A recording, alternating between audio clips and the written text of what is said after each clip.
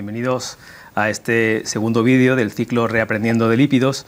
En este caso, bueno, pues vamos a abordar consideraciones prácticas de inclisiran, este nuevo fármaco que ha venido a cambiar un poco el paradigma del tratamiento de lípidos y del paciente cardiovascular, y para ello, bueno, contamos con la colaboración de Novartis, inestimable, y con la participación de dos expertos en la materia que paso a presentar, el doctor Armando Oterino del Hospital Universitario de Salamanca y el doctor Antonio García Quintana del Hospital Universitario de Gran Canaria, doctor Negrín, que además es investigador de los estudios Victorion, con lo cual, bueno, pues es una persona que puede aportar su experiencia en el fármaco ya como queremos que sea en este vídeo, de forma práctica y de forma basada ya en hechos, ¿no?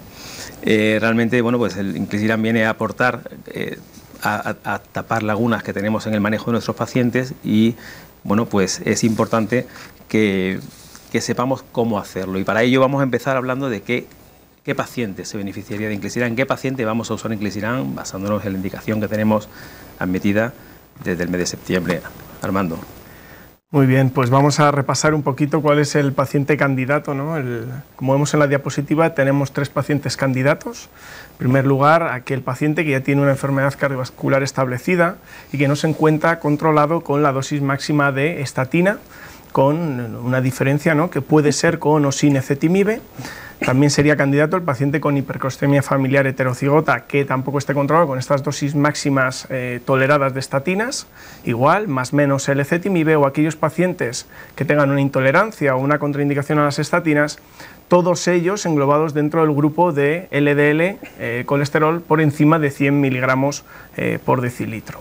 No estaría mal recordar, Antonio, que esto que viene a mejorar el control del LDL y el control del paciente debe hacerse de forma rápida y de forma que sea realmente efectiva, para no caer en errores que hemos cometido en el pasado. ¿Cómo enfocaríamos el tratamiento del LDL para que sea rápido y eficaz? Pues yo diría que cuanto antes mejor, ¿no? Está claro que tenemos cada vez más evidencia de que el inicio precoz del tratamiento con terapia dirigida a PCSK9 y una bajada pronunciada y muy potente y sostenida del LDL da beneficios inmediatamente desde el ingreso del paciente por el síndrome coronario agudo. Además, se están sumando cada vez más evidencias al respecto. Y la terapia con PCSK9 nos da la oportunidad, primero, de tener esta bajada sostenida, nos da la oportunidad de actuar sobre la lipoproteína A, que está presente en muchos de nuestros pacientes con síndrome coronario agudo, una bajada moderada del 20-30%, y también actúa sobre los remanentes de triglicéridos, ¿no? Estos que también son un factor de riesgo cardiovascular importante. Por tanto, la terapia PCSK9 dirigida al PCSK9 va a ser una terapia que se va a quedar junto con las estatinas como unas terapias necesarias. Armando, ¿por qué inclisiran? ¿Cuáles son los puntos fuertes de inclisiran? ¿Qué es lo que deberíamos tener en cuenta a la hora de empezar un tratamiento? Pues vamos a repasarlos pues de una forma gráfica, ¿no? Con un ABC, como todo lo hemos aprendido, ¿no? Pues vamos a intentar hacer este viaje a través del ABC. Cada una de esas letras nos da uno de los puntos fuertes que tiene esta molécula. En primer lugar, la adherencia, ¿no?, derivada de su mecanismo de acción, es un first in class, un RNA de interferencia pequeño, que, como su nombre indica, actúa sobre el hepatocito de forma muy selectiva, porque va conjugada con una molécula muy novedosa que es el GalNAc, y ese GalNAc interacciona con los receptores de asialoglicoproteína en el hepatocito, como vemos si se internaliza dentro del citoplasma del hepatocito. Es importante remarcar esto, que es a nivel citoplasmático y no a nivel nuclear, ¿no? De forma muy resumida, ese inclisiran se une a un complejo RIS, y ese complejo RIS, cuando el RNA mensajero de la proteína PCSK9 sale del núcleo, se une a él y impide la síntesis de esa proteína PCSK9, que, como sabemos, lo que va a hacer es producir un aclaramiento plasmático de LDL colesterol. Su principal ventaja es la posología, ¿no? Esos 300 miligramos de inclisiran se administran al inicio del tratamiento. Se ha visto en los ensayos de búsqueda de dosis que a los 3 meses se necesita una segunda inyección, y luego la posología es bianual. Cada 6 meses lo vamos a administrar a nuestro paciente. Además, tiene el beneficio de que se almacena a temperatura ambiente, lo cual, pues, luego podemos comentar cuáles son sus ventajas, ¿no? Desde el punto de vista de la B, pues una bajada rápida del LDL. Ya tenemos datos derivados de esos estudios de búsqueda de dosis, donde a los 14 días ya presenta reducciones de en torno a un 40% de los niveles de LDL, y además son sostenidas, ¿no? Tenemos datos del pool del Orion 9, 10 y 11, donde al finalizar el estudio la reducción es en torno a un 50% de los niveles basales de LDL. Incluso tenemos a más largo plazo resultados del Orion 3, donde a 4 años, que era un open label del resto de estudios, vemos que reduce en torno a un 45% los niveles de LDL colesterol, es decir, una buena adherencia, una bajada rápida del LDL, y la C pues nos permite, ¿no?, alcanzar ese ansiado control de los objetivos, ¿no? Tenemos aquí resultados de la variabilidad interindividual en cuanto a la reducción de los objetivos de las guías de práctica clínica, y vemos que más de un 80% de los pacientes alcanzarían objetivos de menos de 55 miligramos por decilitro. Y para acabar ya, después de la C siempre va la D, y me gustaría acabar este ABC con la D de directo al hepatocito, que pues es derivado de su especificidad y selectividad, ¿no?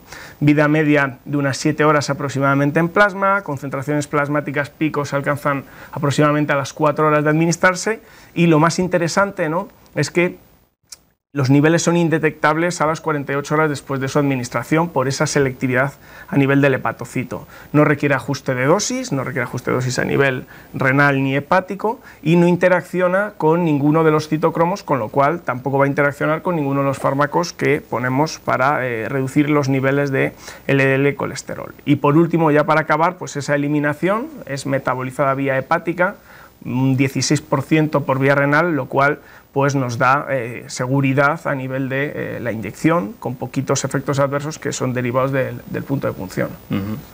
Bueno, como otras terapias dirigidas a PCSK9, va a ser de dispensación hospitalaria, y claro, eso ya nos obliga a organizar la ruta del paciente, cómo vamos a administrar el fármaco, quién lo va a hacer, de qué manera. Y la verdad es que es muy interesante conocer la experiencia de un hospital como el tuyo, Antonio, que ya tenéis experiencia en la materia, y nos puedes contar un poco cómo lo estáis haciendo y cómo sería ideal hacerlo. Sí, bueno, nuestra comunidad se partió de una guía que era la atención a los procesos cardiológicos, en el que se incluía el síndrome coronario agudo y la prevención secundaria. Y también hay una guía que, por cierto, está actualizada y se puede ver en la página web del Servicio Nacional de Salud, sobre el abordaje de la enfermedad vascular aterosclerótica, que es más actualizado. Este anterior está un poco desactualizado en el sentido de que no incluía pues ni unos KPIs ni una lista de tareas para los objetivos que se estaban previstos, y tuvimos que organizarlos nosotros, ¿no? Entonces lo que hicimos fue apoyarnos en el programa de rehabilitación.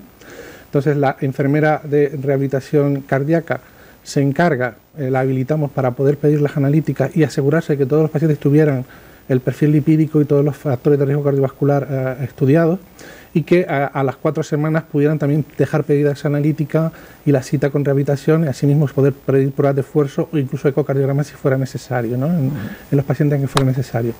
Y esos pacientes entran en el programa de rehabilitación, y a las 4 semanas se evalúa el nivel de lípidos y se toma la decisión de la intensificación de tratamiento si es necesario.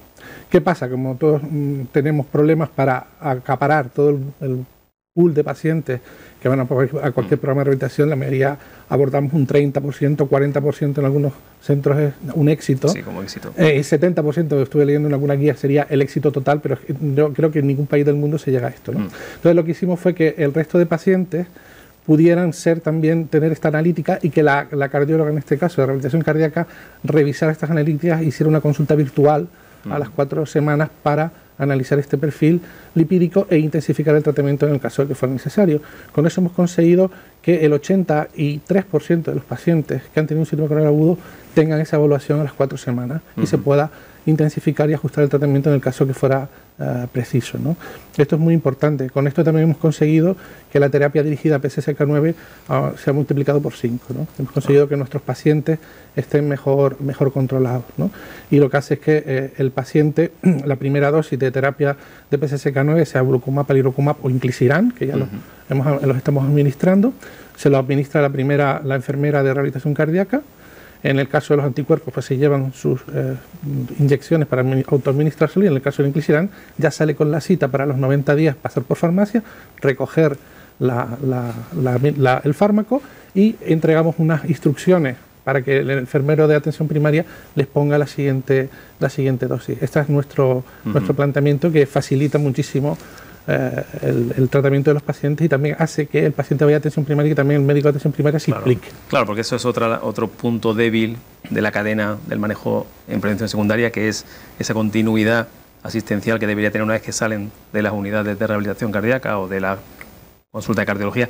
En atención primaria pueden mantener este tratamiento. ¿Qué os parece? ¿Eso es factible, es viable? ¿Creéis que eso requiere mucho esfuerzo de educar o de docente para los de atención primaria? ¿O? En absoluto, yo creo que es muy sencillo. Ya tenemos experiencia de administración con el COVID, por ejemplo. En la pandemia en primaria se administró toda la vacunación sin ningún problema. Esto es mucho más sencillo. Exacto.